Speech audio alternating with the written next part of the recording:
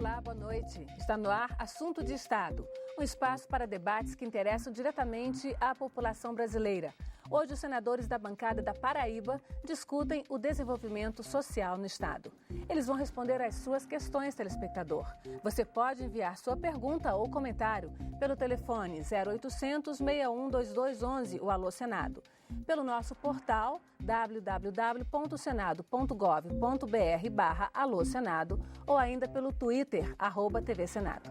Ao meu lado na condução do programa, o jornalista Armando Hollenberg. Boa noite, Armando. Boa noite aos nossos ouvintes, boa noite aos nossos telespectadores e boa noite aos nossos convidados. Espero que tenhamos um bom debate.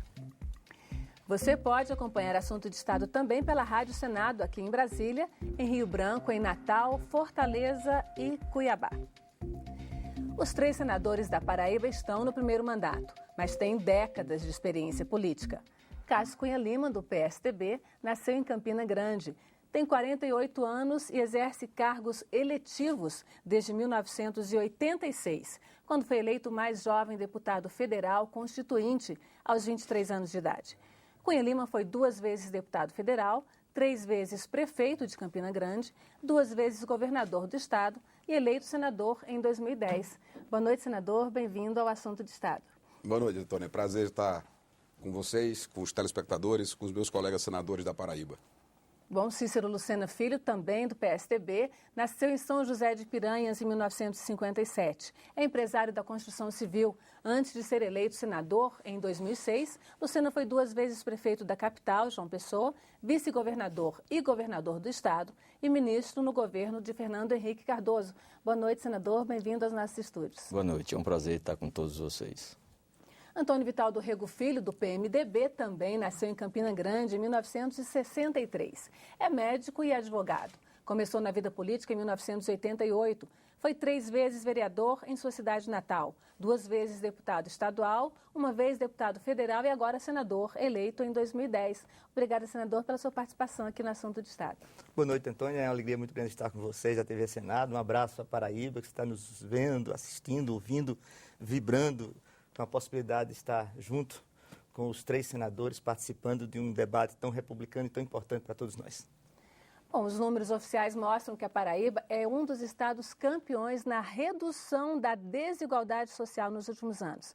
Apesar disso, os índices de desenvolvimento humano continuam entre os mais baixos do país. Nós preparamos um VT, uma pequena reportagem, que mostra um pouco sobre os desafios desse estado. Vamos ver. Duna de tradições culturais sem paralelo, que vão da literatura de Augusto dos Anjos e de José Lins do Rego à festa de São João de Campina Grande, a Paraíba é exemplo da luta de um estado nordestino pela modernização econômica e pelo desenvolvimento social. São 3.800.000 habitantes, dos quais 720.000 vivem na capital João Pessoa. Na economia, o setor de serviços concentra 70% do PIB paraibano. Na agricultura do semiárido, o predomínio é da cana-de-açúcar. Na indústria, predominam as atividades têxtil, alimentícia e metalúrgica. A produção e o emprego formal estão crescendo. E, atualmente, a Paraíba é o lugar do Brasil onde mais se tem reduzido a desigualdade social. Ainda que a transferência direta de renda tenha diminuído os desequilíbrios, outros desafios permanecem. O Estado apresenta um índice de desenvolvimento humano entre os mais baixos do país e pede investimentos em infraestrutura e em questões básicas, como educação. As prioridades no desenvolvimento social da Paraíba estão hoje em debate, no Assunto de Estado.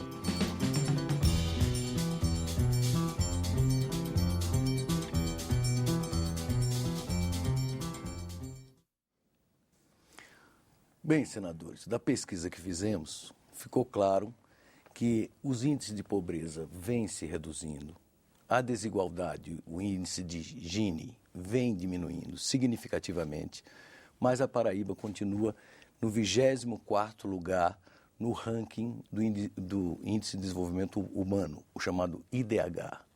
Na opinião dos senhores, o que ainda deve ser feito para melhorar a situação social dos paraibanos?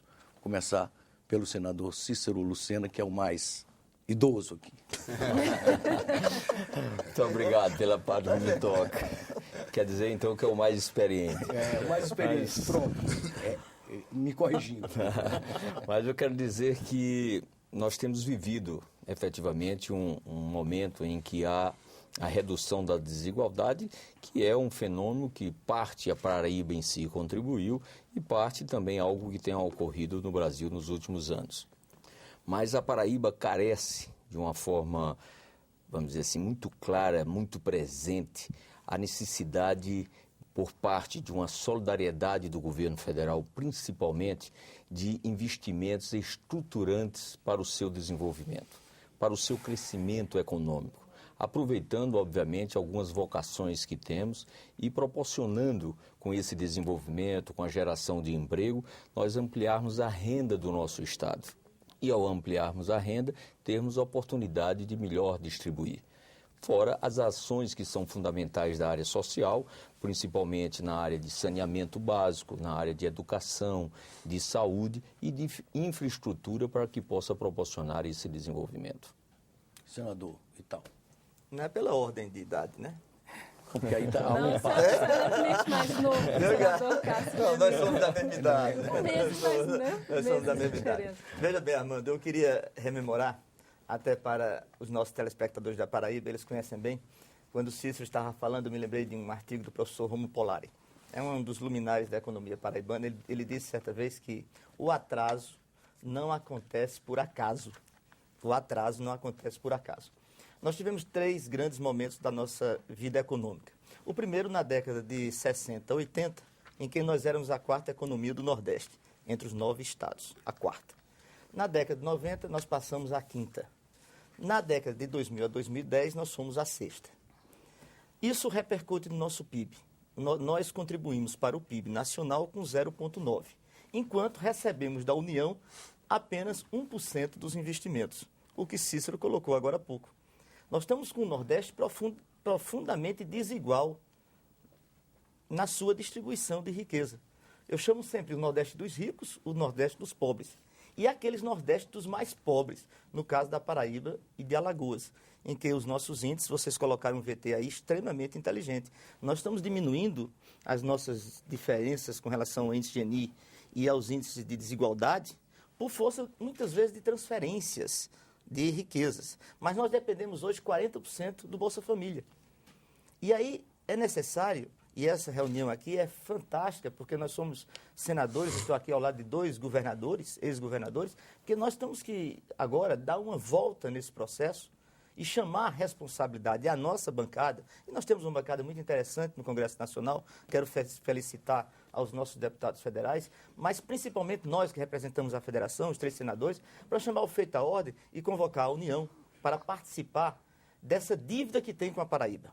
A dívida dos projetos infraestruturantes, a dívida dessas diferenças de aplicação de recursos. Porque hoje, se você tem, por exemplo, a formação do índice de crescimento econômico e desenvolvimento social, ela está na União, e a União não aparece na Paraíba como deveria.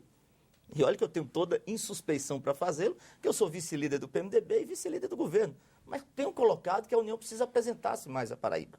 Depois, você não tem as estatais se apresentando na Paraíba. Hoje a Paraíba, as estatais têm 58 bilhões de investimentos no país, apenas 5 milhões na Paraíba. Você não tem banco estatal, nem caixa econômica, nem fazendo um aporte de recursos importantes na Paraíba. Então, se você não tem nem a União, nem as estatais, nem os financiamentos públicos, você não tem um Estado recebendo recursos aliados à profunda dificuldade de gestão que o Estado hoje está vivendo. Então, a soma de tudo isso dá, efetivamente, um Estado que está se recuperando nos seus índices sociais, mas tem uma taxa de analfabetismo, por exemplo, acima de 20%, tem uma taxa de mortalidade infantil acima de 31%. Então, isso tudo é reflexo de uma crise social e econômica que nós estamos vivendo. Senador Cássio. Eu acredito que a Paraíba hoje tem 28 bilhões de PIB, é o 18º estado no PIB do país, tem crescido, tem reduzido as desigualdades, e acredito que tem 3 movimentos que são importantes para isso. Na Constituinte, foi lembrado aqui que participei dela em 88, Eu fui o autor de um dispositivo que garantiu o pagamento de um salário mínimo para todos os trabalhadores rurais. Hoje, aproximadamente 70% das prefeituras do estado da Paraíba têm, no pagamento dos seus aposentados, uma receita maior do que tudo que é arrecadado pelo próprio município. Foi lembrado aqui o Bolsa Família e durante o período que Cícero esteve no governo com o meu pai, Ronaldo Cunha Lima, no período em que eu estive, os governadores também que me antecederam, e sobretudo nessa última quadra, nós fizemos investimentos importantíssimos e que contribuíram de forma direta para essa mudança de curva. Essa virada que a Paraíba apresenta, para nossa alegria, começa exatamente no período em que eu estive à frente do governo do estado. E por razões muito claras. Investimentos em saneamento básico. Eu, ao assumir a Paraíba, tinha 26% dos seus domicílios com rede coletora de esgoto. Deixamos com 52%. Nós mais do que dobramos a área coletada de esgoto. Agora, brevemente, o governador Ricardo Coutinho deve entregar uma obra que iniciei e que estava praticamente concluída, que é a maior estação de tratamento de esgoto do Nordeste brasileiro, em Campina Grande, com reuso da água. Os investimentos firmes que fizemos em educação, levamos o ensino médio para todas as cidades do estado, eram 52 municípios que não tinham ensino médio. Conseguimos expansão de infraestrutura, de estradas, de adutoras, de energia com gasoduto, um dos maiores parques eólicos que o Brasil tem hoje localiza-se na Paraíba. E é preciso acreditar no estado, como nós todos acreditamos, uma vez que não está escrito em lugar nenhum que a Paraíba tem que ser um estado pobre.